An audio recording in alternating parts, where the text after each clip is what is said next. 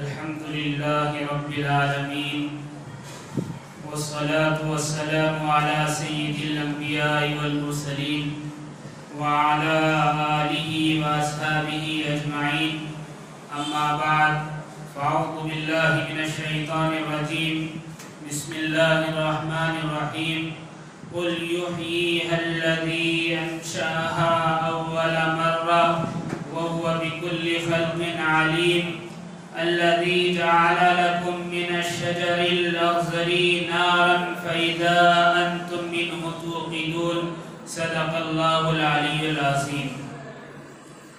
محترم حضرات، آج میں نے آپ کے سامنے سورہ یاسین کی 2 آیات تلاوت کی ہیں۔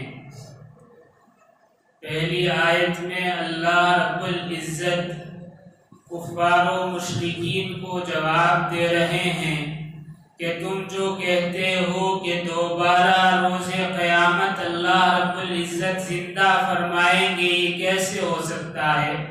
تو اس کا جواب فرما رہے ہیں کہ آپ فرما دیجئے انہیں وہی زندہ کرے گا جس نے انہیں پہلی مرتبہ پیدا کیا ہے، جو سب طرح کی پیدائش کو اچھی طرح جاننے والا ہے۔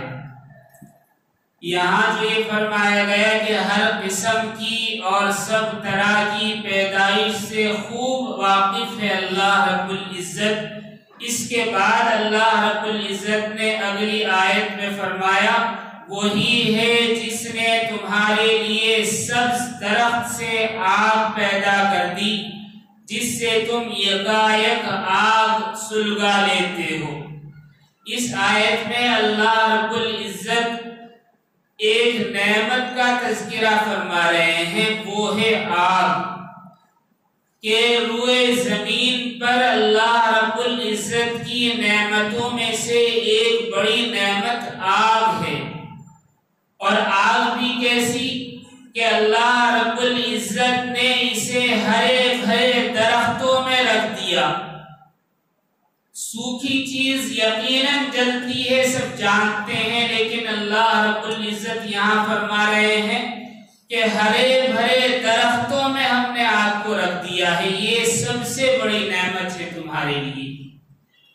آگ کے متعلق چند باتیں اگر معلوم ہو جائیں تو اس آیت کو سمجھا جا سکتا ہے کہ اللہ رب العزت کیا فرما رہے ہیں۔ پرانے زمانے میں جب انسان نے ترقی نہیں کی تھی تو آگ جلانے کے لیے پتھروں کا استعمال کیا جاتا تھا، یعنی 2 پتھروں کو رگڑ کر آگ پیدا کی جاتی تھی، اور جب آگ جل جاتی تو کوشش ہوتی کہ وہ بجھنے نہ پائے، ایندھن لکڑی جو کچھ بھی میسر ہوتا اسے جلاتے رہتے اور مسلسل ایک کونا گھر کا ایسا رکھا جاتا جہاں 24 گھنٹے آگ جلتی، کیونکہ اگر آگ بجھ گئی تو پھر بہت مشکلوں سے جلائی جاتی تھی۔ بہت عرصے تک یہ سلسلہ چلتا رہا۔ یہی وجہ ہے کہ آگ کی اس قدردانی میں کچھ لوگوں نے آگ کی ہی پرستش شروع کر دی، یعنی آگ کو پوجنے لگے۔ اس سلسلے میں مورخین اور مفسرین کہتے ہیں کہ آگ کی پرستش یعنی پوجنا اس وقت شروع ہوا تھا جب حابیل کو قابیل نے قتل کر دیا، اور شیطان نے قابیل سے آ کر کہا کہ جو حابیل نے نذرانہ پیش کیا تھا، قربانی پیش کی تھی، اسے آگ نے آ کر کھا لیا تھا۔ اس کی وجہ یہ تھی کہ حابیل جو ہے وہ آگ کے دیوتا کی پوجا کیا کرتا تھا، پرستش کیا کرتا تھا، اور قابیل تو نہیں کرتا، اس لیے تیری قربانی کو آگ کے دیوتا نے یا رب نے قبول نہیں کی۔ لیکن اس کا کوئی ثبوت نہیں ملتا۔ اس کے بعد کچھ لوگ کہتے ہیں کہ یہ بات درست نہیں ہے، بلکہ نمرود نے حضرت ابراہیم کو جلانے کے لیے جو آگ جلائی تھی اس کے بعد سے آگ کی پرستش شروع ہوئی۔ لیکن کچھ لوگ کہتے ہیں کہ نہیں، ایک بادشاہ گزرا ہے کشتاسب کے نام سے، اس کے دور میں ایک لڑکا پیدا ہوا جس کا نام زرے دشت تھا۔ وہ جب آگ کے متعلق، اور اس کا نام زرتشت یا زرتشت رکھا، جس کے بعد آگ کی پوجا شروع ہوئی، جو آگے چل کر زرتشت کے نام سے آج مشہور ہے، جن کو مجوسی کہتے ہیں، یعنی آگ کی جو پوجا کرتے ہیں۔ بہرحال یہ ایک تاریخ ہے، لیکن اللہ رب العزت نے یہاں جو بیان کیا ہے کہ سبز لکڑی میں، یعنی ہرے بھرے پتوں اور ہری بھری شاخوں میں آگ پیدا کر دی، تو اس کے اندر کیا بات بیان کی گئی ہے؟ جس وقت قرآن کریم نازل ہوا، اس زمانے میں سارے عرب کے اندر آگ جلانے کے لیے 2 لکڑیوں کا استعمال کیا جاتا تھا، اور وہ دونوں لکڑیاں 2 ہرے بھرے درختوں کی ہوا کرتی تھی۔ ایک درخت کا نام مرہ تھا اور ایک درخت کا نام عفار تھا۔ یہ دونوں ہرے درخت تھے، سبز درخت تھے، اور بالکل لہلہاتے ہوئے رہتے، لیکن ان کی تازہ شاخوں سے آگ جلائی جا سکتی تھی، ان کو آپس میں رگڑ کر آگ جلا لیا کرتے تھے۔ آیت کریمہ میں اسی جانب اشارہ ہے۔ لیکن یہ درخت ختم نہیں ہوئے، اس کی کچھ نسلیں ابھی بھی باقی ہیں۔ ایک درخت ہوتا ہے جس کا تنا کاٹ کر یعنی چھیل کر اس میں کوئی بھوسا کاغذ رکھ دیا جائے تو تھوڑی سی دیر میں 5-10 سیکنڈ میں آگ بھڑک اٹھتی ہے، حالانکہ درخت نہیں جلتا، یعنی درخت کا تنا ایسا ہی رہتا ہے، پتے ایسے ہی ہرے بھرے رہتے ہیں، نئی کوپلیں نکلتی رہتی ہیں، لیکن تھوڑا سا درخت کو چھیل کر یعنی اوپر کا بکل اتار کر اس پر کوئی سوکھی چیز رکھی جائے تو آگ بھڑک اٹھتی ہے۔ اسی طرح کموڈیا ایک جگہ ہے، وہاں پر ایک درخت پایا جاتا ہے جس کا نام فطرت ہے۔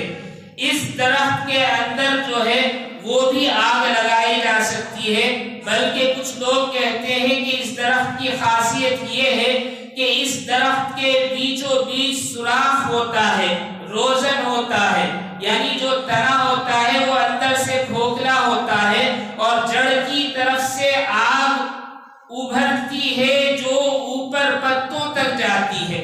چاروں طرف سے درخت کی چھال اور باریک سی لکڑی ہوتی ہے، اور بیچوں بیچ جیسے ایک پائپ لگا ہوا ہو اور اس کے اندر آگ ہو، وہ جلتے رہتی ہے۔ یہ اللہ رب العزت کی قدرت ہے کہ پانی والی چیز میں اللہ رب العزت نے آگ رکھ دی ہے۔ بہرحال کچھ دنوں پہلے کویت میں جب گرمی بڑھی، 62 سینٹی گریڈ ٹمپریچر ہوا تو ہرے ہرے درختوں میں آگ لگ گئی۔ یہ اللہ رب العزت کی کرشمہ سازی ہے۔ بہرحال آگ اللہ رب العزت کی ایک نعمت ہے، ہم اس کی قدر نہیں کرتے، اس لیے کہ آج ماچس ہمارے سامنے ہے، یعنی انگار ڈبہ جس سے آگ جلاتے ہیں۔ یہ بہت پرانی چیز نہیں ہے۔ ایک ماہر کیمیا دا گزرا ہے جس کا نام ژان چینسل تھا۔ 1805 میں اس نے ماچس بنائی، لیکن ماچس کا صحرا جو جاتا ہے 1826 میں ایک جان واکر کے نام سے ایک آدمی گزرا ہے۔ یہ کہتے ہیں کہ نہیں، ماچس انگار ڈبہ اس نے بنایا ہے، لیکن اس سے پہلے تاریخ کی کتابوں میں یہ بات ملتی ہے، جس زمانے میں اندلس کے اندر مسلمانوں کی بڑی بڑی یونیورسٹیاں قائم تھی، اور یورپ کے لوگ مسلمانوں کے بیت المال کے خرچ پر اپنی تعلیم حاصل کرنے کے لیے بغداد اور اسپین، سمرقند، بخارا آیا کرتے تھے۔ اس زمانے میں مسلمانوں کے گھروں میں ماچس ہوا کرتی تھی، تو معلوم ہوا ان لوگوں نے جو ماچس بنائی ہے ممکن ہے یہ انہی لوگوں سے لے کر بنائی ہو۔ بہرحال آج کے زمانے میں آگ کی بڑی اہمیت ہے۔ کیوں؟ اس لیے کہ انسان جانوروں سے امتیاز اسی وجہ سے پا سکتا ہے کہ اس کے پاس آگ ہے۔ آگ انسان کی بنیادی ضروریات میں سے ہے۔ اگر انسان کے پاس آگ نہ ہوتی تو جانوروں میں اور انسانوں میں کوئی فرق نہ ہوتا۔ کیوں؟ اس لیے کہ انسان جو بھی کھاتا ہے اسے پکا کر کھاتا ہے۔ اگر آگ نہ ہوتی تو کسی بھی طرح کا کھانا تیار نہیں کیا جا سکتا تھا۔ یہ اللہ رب العزت کی بڑی نعمت ہے۔ اور آج جو کچھ بھی ترقی ہے انسان کے پاس، اس پہ آگ کا بڑا دخل ہے، اس لیے کہ ہر چیز، ہر ٹیکنالوجی اور ضروریات کی ہر چیز کہیں نہ کہیں آگ سے ضرور گزرتی ہے۔ اگر ہمارے پاس لوہا یا تانبا، پیتل، دھات اور دوسری چیزیں ہیں تو وہ یقیناً آگ سے گزار کر نرم کی گئی ہیں اور اپنے حساب سے ان کو بنایا گیا ہے۔ اس کے علاوہ آج کی جو جدید ٹیکنالوجی ہے جس میں موٹر کا سب سے بڑا دخل ہے، اس کی وجہ سے ٹرین، پلین اور جہاز اور دوسری بہت ساری چیزیں جو راستوں میں چلنے کے لیے سواریاں ہیں، سب کی سب اس آگ کی مرہون منت ہیں۔ اس لیے کہ جب تک انجن میں آگ نہیں جلتی انجن اسٹارٹ نہیں ہوتا۔ اسی طرح پہلے تو اسٹیم کے انجن ہوا کرتے تھے اور وہ بھی آگ سے جلائے جاتے، یعنی کوئلہ جلا کر وہ انجن چلائے جاتے تھے۔ آج پیٹرول کے یا آئل کے یا الیکٹرک انجن آ گئے ہیں، موٹر آ گئے ہیں۔ برقیات کی وجہ سے یہ جو انجن چلتے ہیں یا موٹر چلتے ہیں، اس میں بھی ہلکی سی آگ جلتی ہے۔ یہ انسان کی ضروریات میں سے ہیں۔ بہرحال ایک وقت تھا جب انسان کے پاس آگ جلانے کے وسائل نہیں تھے۔ آج اللہ رب العزت نے آگ جلانے کے بہت سارے وسائل عطا فرما دیے۔ لمحہ بھر میں آج کے زمانے میں آگ جلائی جا سکتی ہے۔ صرف ماچس نہیں، لائٹر اور بہت ساری چیزیں اللہ رب العزت نے عطا فرما دی۔ آپ کو معلوم ہوگا کہ پیٹرول پمپ کے پاس کھڑے ہو کر نیٹ ورکنگ استعمال کرنا منع ہے، اس لیے کہ صرف نیٹ ورک کی چند شعاعوں سے، چند باریک ذرات سے پیٹرول آگ پکڑ لیتا ہے۔ آگ جلانے کے لیے اللہ رب العزت نے بہت سارے وسائل عطا فرما دیے، بلکہ آگ کی قسمیں اللہ رب العزت نے انسان کو سمجھا دی کہ وہ کیا کیا ہیں۔ آج کے زمانے میں جتنی قسم کی بھی آگ ہے وہ 3 قسم میں تقسیم کی جاتی ہے۔ ایک تو الیکٹریکل فائر کہلاتی ہے، اور دوسری بایولوجیکل فائر کہلاتی ہے، اور تیسری کیمیکل فائر، یعنی یہ ہر قسم کی آگ ان 3 میں سے کوئی ایک ہے۔ یہ آگ کہاں سے آئی؟ روایات میں، احادیث میں نبی کریم صلی اللہ علیہ وسلم سے آتا ہے کہ آگ کو اللہ رب العزت نے جہنم سے نکال کر اس دنیا میں بھیجا انسان کی ضرورت کے لیے۔ جب فرشتے اس آگ کو اٹھا کر لائے تو 70,000 مرتبہ سے زیادہ یہ آگ فرشتوں کے ہاتھ میں سے چھوٹی اللہ رب العزت کے حکم سے، اور یہ آگ سمندر میں جا کر گری اور سمندر میں سے پھر فرشتوں نے اٹھایا، پھر چھوٹی اور پھر گری۔ 70,000 مرتبہ سمندر میں بجھنے کے بعد یہ آگ اس دنیا میں لائی گئی، جس کی لپیٹ میں اگر کوئی چیز آ جائے تو ختم ہو جاتی ہے، خاکستر ہو جاتی ہے، مٹ جاتی ہے۔ آج بھی اس کے اندر اتنی طاقت اور اتنی کیپیسٹی ہے۔ بہرحال آگ جو ہے اللہ رب العزت کی بڑی نعمت ہے۔ نبی کریم صلی اللہ علیہ وسلم نے ارشاد فرمایا، عام ضروریات کی چیزیں جیسے چاقو ہے، چمچ ہے، رسی ہے، جو روز مرہ بار بار کام آنے والی چیز ہیں، اور اس میں یہ بھی فرمایا کہ آگ اگر کوئی پڑوسی مانگنے آئے تو منع نہ کرو بلکہ دے دو۔ آج چونکہ ہمارے پاس ہر چیز وافر مقدار میں ہے تو ہمیں احساس نہیں کہ آگ اللہ رب العزت کی کتنی بڑی نعمت ہے۔ اللہ رب العزت نے آگ کو بنایا تو اس کے اندر ایک چیز رکھ دی، وہ کیا ہے کہ اسے قرار نہیں ہے، سکون نہیں ہے، طمانینت نہیں ہے، اس کے اندر ٹھنڈک نہیں ہے۔ اور انسان کے اندر ٹھنڈک ہے، سکون ہے، اطمینان ہے اور صبر ہے۔ آگ کے اندر صبر نہیں ہے۔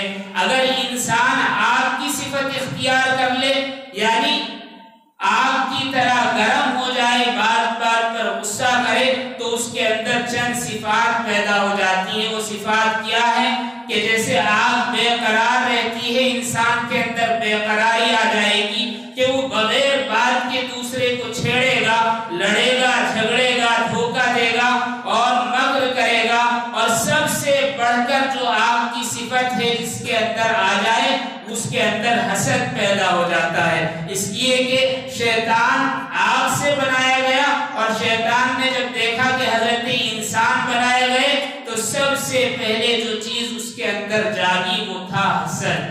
اگر آگ کی صفت کوئی اختیار کر لے تو اس کے اندر حسد سب سے زیادہ سرایت کر جاتا ہے۔ نبی کریم صلی اللہ علیہ وسلم نے ارشاد فرمایا، حسد انسان کو اس طرح کھا جاتی ہے جیسے آگ لکڑی کو کھا جاتی ہے۔ بہرحال اس آیت کریمہ میں اللہ رب العزت نے تذکرہ کیا ہے سبز درخت سے آگ پیدا کرنے کا، لیکن آج کے دور میں درخت کی اور لکڑی کی ضرورت نہیں اور آگ پیدا ہو رہی ہے۔ یہ سوال ذہن میں آتا ہے کہ اللہ رب العزت نے قرآن کریم جو اتارا ہے یہ تو آفاقی کتاب ہے، ہمیشہ رہنے والی کتاب ہے، پھر اس میں آگ کے متعلق جو بیان کیا گیا اس میں لکڑی کا تذکرہ ہے، یہ کیوں؟ حالانکہ آج کے زمانے میں لکڑی کی ضرورت نہیں ہے آگ جلانے کے لیے، بہت ساری دوسری چیزیں ہیں۔ اس کی وجہ ہے، اور وہ وجہ یہ ہے کہ اللہ رب العزت نے قرآن کریم جو اتارا ہے وہ ہر زمانے کے لیے ہے اور قیامت تک کے لیے ہے۔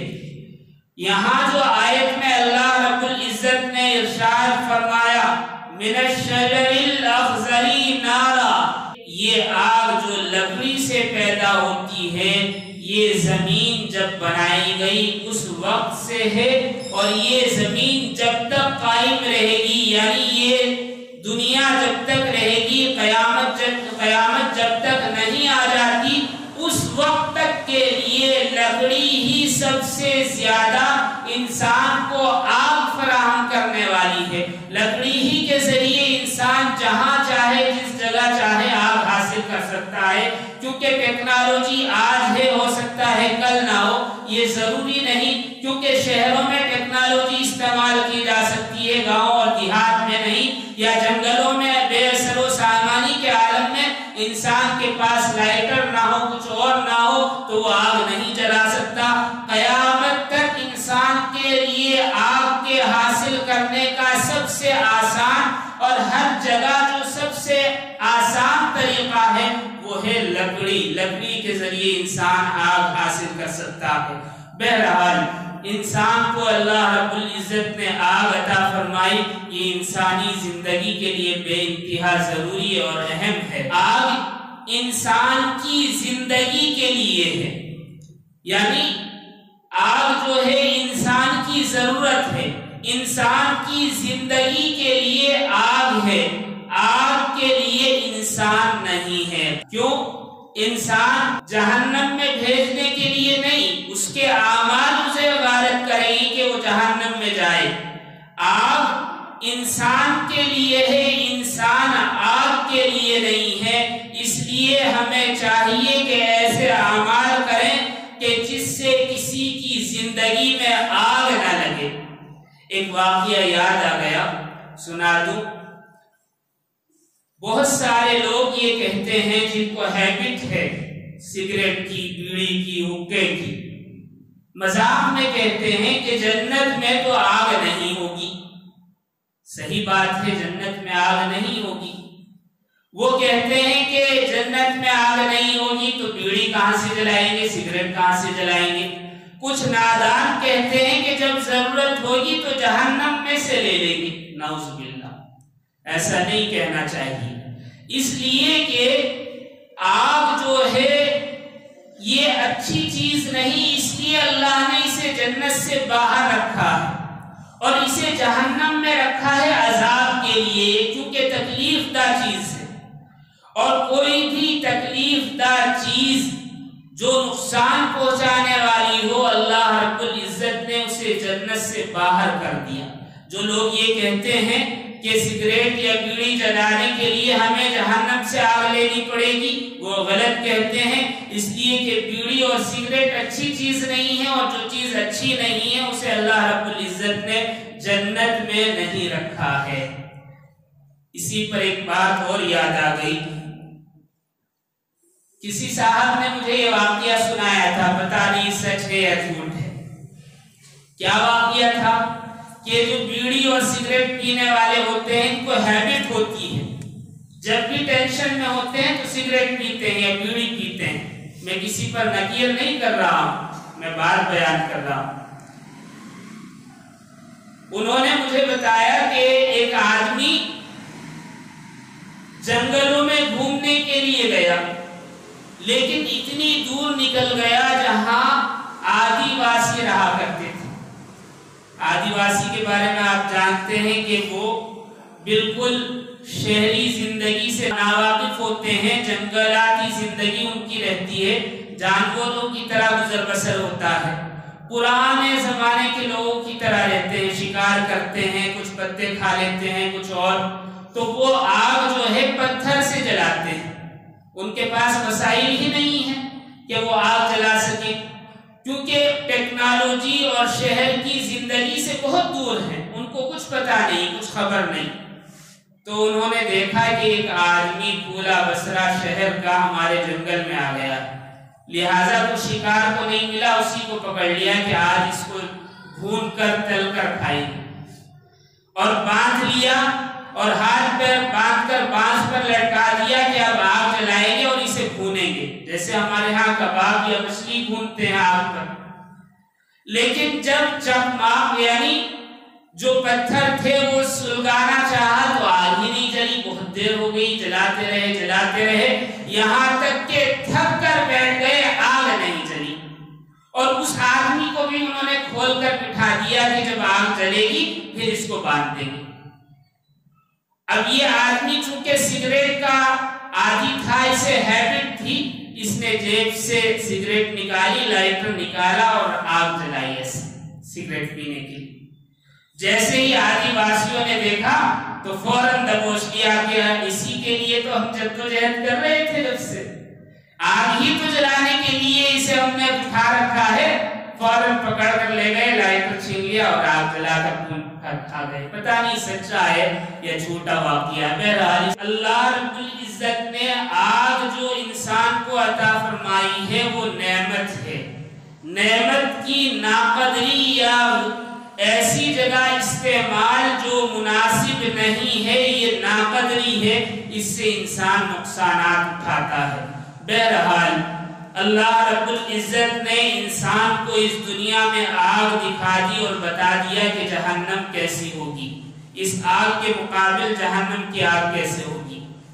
آپ نے نام سنا ہوگا محمد علی باکسر کا، مسلمان ہو گئے تھے، پوری دنیا میں ان کا کوئی ثانی نہیں تھا باکسنگ میں، لاکھوں لوگوں نے نماز جنازہ پڑھی۔ کیوں پڑھی؟ اس لیے پڑھی کہ جب کوئی بندہ اللہ کے یہاں مقبول ہوتا ہے تو دنیا میں بھی اس کی مقبولیت ظاہر ہو جاتی ہے۔ وہ یہ کہا کرتے تھے کہ میں سگریٹ نہیں پیتا لیکن ماچس رکھتا ہوں۔ کسی نے پوچھا کہ آپ سگریٹ نہیں پیتے لیکن ماچس رکھتے ہیں، اس کی وجہ کیا ہے؟ تو انہوں نے کہا کہ میں جب کسی گناہ کی طرف مائل ہوتا ہوں، میرا دل چاہتا ہے کہ میں یہ گناہ کر لوں، تو فوراً جیب سے ماچس نکالی اور سلگائی اور ہلکی سی ہتھیلی پر اس کی آگ برداشت کرتا ہوں اور کہتا ہوں کہ محمد علی، دنیا کی یہ ہلکی سی آگ تجھے برداشت نہیں، قیامت کی آگ کیسے برداشت کرے گا؟ اور فوراً میں اس کی تکلیف سے، اس گناہ سے باز آ جاتا ہوں۔ اللہ اکبر، یہ ہے وہ چیز کہ جو چیز اللہ رب العزت نے دنیا میں انسان کو عطا فرمائی ہے ضرورت کے لیے اس کا استعمال بھی ضرورت ہی کے حساب سے کیا جائے۔ اللہ تعالی ہم سب کو اپنے احکامات پر چلنے کی توفیق عطا فرمائے اور اپنی نعمتوں کا صحیح استعمال کرنے کی توفیق بخشے۔ وآخر دعوانا ان الحمدللہ رب العالمین۔